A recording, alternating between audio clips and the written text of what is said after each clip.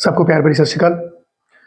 जब से Canada strict हुआ है 2024 जनवरी से लेकर अब तक, और ऑस्ट्रेलिया और न्यूजीलैंड पहले भी चूज ही थे, चाहे वो स्टडी वीज़ा हो चाहे वो विजिटर वीज़ा हो। यूके में जाना पहले भी डिफिकल्ट नहीं था, अब भी डिफिकल्ट नहीं है, चाहे वो स्टडी बेसिस पे हो चाहे विजिटर वीज़ा पे हो। और यूएसए आपको मालूम है कि विदाउट इंटरव्यू वहाँ पर पॉसिबल नहीं है। जिसने भी चाहे वहाँ पर पढ़ने भी जाना है, वहाँ पर घूमने फिरने जाना है, बिजनेस वीज़ा पे जाना है, किसी भी लेवल पे जाना है, तो इंटरव्यू तो फेस करनी पड़ेगी। अब बात आ गई कि कनाडा स्ट्रिक्ट है, ऑस्ट्रेलिया न्यूजीलैंड बहुत चूजी है, यूके ठीक है जा सकते हैं, बट इन्फ्लेशन बहुत ज़्यादा है, महंगाई बहुत ज़्यादा है। यूएसए ने भी नो डाउट की इंटरव्यू भेजना है, लोग डरते हैं 2-3 मिनट की इंटरव्यू फेस करने में। अब बात आ गई शेंगन कंट्रीज की। अब शेंगन कंट्रीज में इजी टू मूव है, वहां से आप कनाडा ऑस्ट्रेलिया न्यूजीलैंड भी जा सकते हैं। अब शेंगन में स्टडी वीज़ा नो डाउट कोई इतनी डिफिकल्टीज नहीं आती, खास तौर पे जर्मनी का जो स्टडी वीज़ा है, कई यूनिवर्सिटीज हैं वो विदाउट आइल्स भी ले रही हैं, और मीडियम ऑफ इंस्ट्रक्शंस आपके 70% मार्क्स अप्रॉक्सीमेटली 12th में है, तो आप जर्मनी में जा सकते हैं।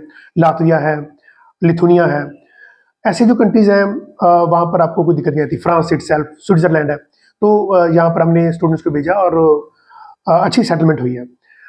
पर अब स्टूडेंट के माइंड में ये भी क्वेश्चन आता है कि ठीक है वहाँ पर पढ़ने चले गए, है ना, उनको हमने वीज़ा उनकी हेल्प की, सब कुछ हो गया, प्रॉपर हो गया वहाँ पर, बट जो घूमने फिरने जाना चाहते हैं, वहाँ पर घूमना चाहते हैं और वहाँ पर सेटलमेंट करना चाहते हैं, उनके लिए क्या सोल्यूशन है? तो उसी के लिए मैं आपके साथ अगले 5-4 मिनट बात करूंगा कि आप शेंगन में जाके विजिटर वीज़ा से आप सपोज वर्क परमिट लेना है, वहाँ पर इजी है डिफिकल्ट है वो भी बात करते हैं, कौन कौन से डॉक्यूमेंट्स की जरूरत पड़ेगी वो भी बात करते हैं।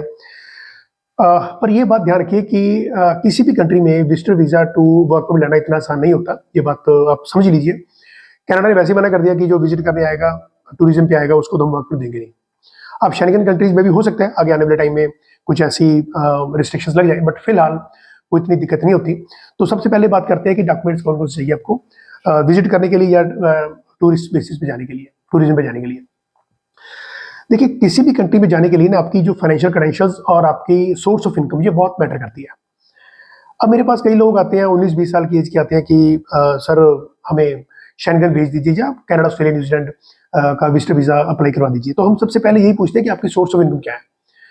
अब उनको मालूम नहीं होता कि सोर्स ऑफ इनकम क्या है, बीए फर्स्ट ईयर में होते हैं या 12th कर रहे होते हैं, तो वो सोचते हैं कि ठीक है कि 20-25 लाख रुपया स्टडी वीज़ा पे लगाने की क्या जरूरत है, जब पहुंचना तो है ही है, चलो 15-20-30-40 हज़ार में हम पहुंच जाएंगे। तो ऐसा पॉसिबल नहीं होता।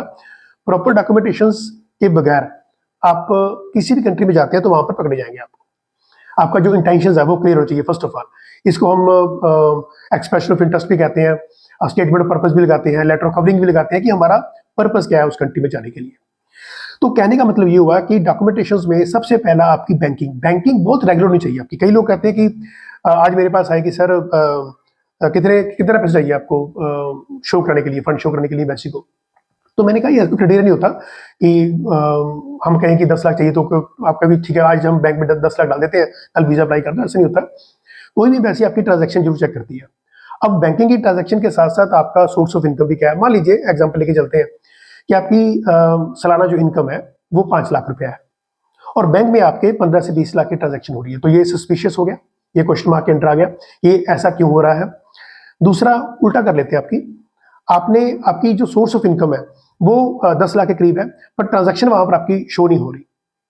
तो कहने का मतलब यह है कि ट्रांजैक्शन और सोर्स ऑफ इनकम, अब सोर्स ऑफ इनकम में इनकम टैक्स रिटर्न्स आती है 3 साल की, मिनिमम 2 ईयर्स की हमें लगानी होती है, जे फॉर्म आते हैं, ये आपके फॉर्म 16 आती है, सैलरी स्लिप्स हो गई। तो जहां से आपकी इनकम आ रही है तो वो पहले शो करनी पड़ती है, और आपकी बैंकिंग है, इसमें कोरिलेशन कोऑर्डिनेशन बहुत जरूरी है। तो ये तो पहली बात समझ लीजिए कि शेंगन में जाना है तो कोशिश ये करिए कि 5 लाख से लेकर 10 लाख के बीच में आपकी बैंकिंग होनी चाहिए और सोर्स ऑफ इनकम भी इतनी होनी चाहिए।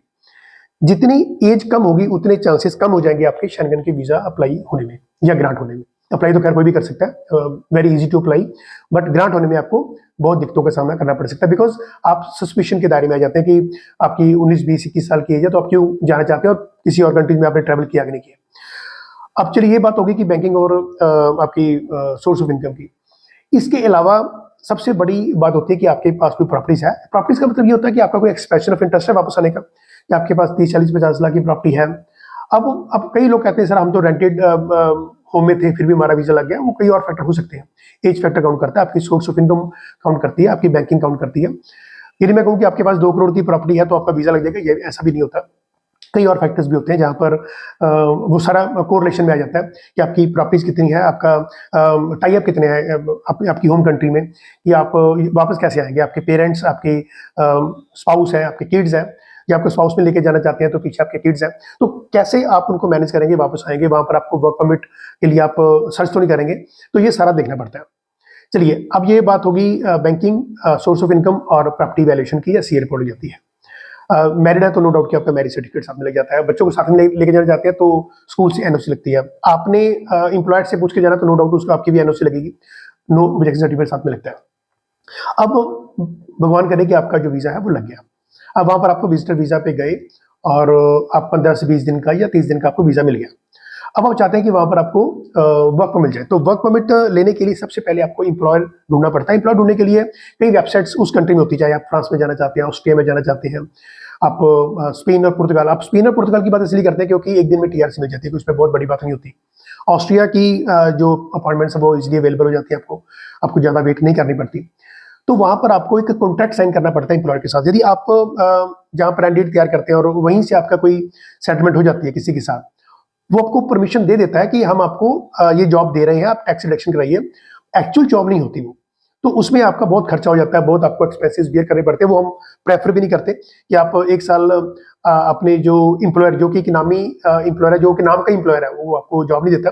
आप उसको टैक्स भी दे रहे हैं, एक्स्ट्रा पैसा भी दे रहे हैं, घर से पैसा मंगवा रहे हैं, रेंट भी पे कर रहे हैं, काम कोई है नहीं, तो ये बहुत बड़ी दिक्कत हो जाती है। तो कोशिश ये करनी चाहिए कि जो वेबसाइट्स हैं, जॉब्स की वेबसाइट्स हैं, वहां पर जाइए, अपना नाम रजिस्टर करिए।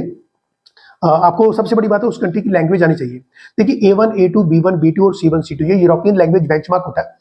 कोशिश ये करिए कि जब आप वीजा अप्लाई करते हैं यहाँ से, सपोज आपको 1 डेढ़ 2 महीने लग जाते हैं वीजा अप्लाई करने में, अपने बैंकिंग तैयार करनी है, अपने ITS तैयार करनी है, सोर्स ऑफ इनकम तैयार करनी है, तो कोशिश ये करिए कि आप लैंग्वेज सीख लीजिए। मान लो अपने फ्रांस जाना तो फ्रेंच लैंग्वेज सीखिए, जर्मनी जाना है तो जर्मन लैंग्वेज जो डॉचे वहाँ पर यूज होती है वो लैंग्वेज सीखिए आप, स्पेन जाना है स्पेनिश सीखिए, पुर्तगाल जाना है कि पोर्तुगीज लैंग्वेज चाहिए।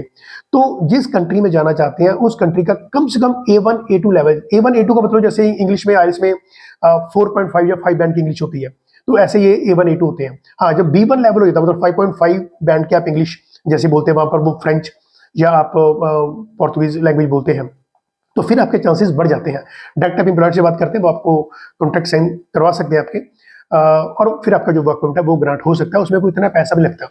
इंडिया से आप किसी कंसल्टेंट के थ्रू जाते हैं, हो सकता है आपका 8-10 लाख 15 लाख रुपए लग जाए, बट यदि आप वहां पर पहुंच जाते हैं, देखिए पहुंचने में कोई ज़्यादा खर्चा लगता नहीं है। जैसे मान लीजिए कि 10,000 12,000 के करीब आपकी वैसे की फीस होती है, और बाकी जो कंसल्टेंट ने अपनी फीस लेनी होती है अपने अकॉर्डिंगली इंफ्रास्ट्रक्चर के अकॉर्डिंग, तो ज़्यादा नहीं ज़्यादा अप्रॉक्सीमेटली 20 से 25,000 का खर्चा आता है, इसका ज़्यादा खर्चा नहीं आ सकता।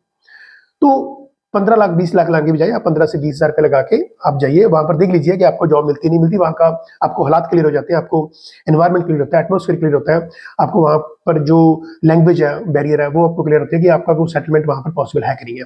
तो ये ऐसा कर लेते हैं तो फिर आपका शेंगन में खासतौर पर जो विजिटर टू वर्क है वो आपको मिल सकता है।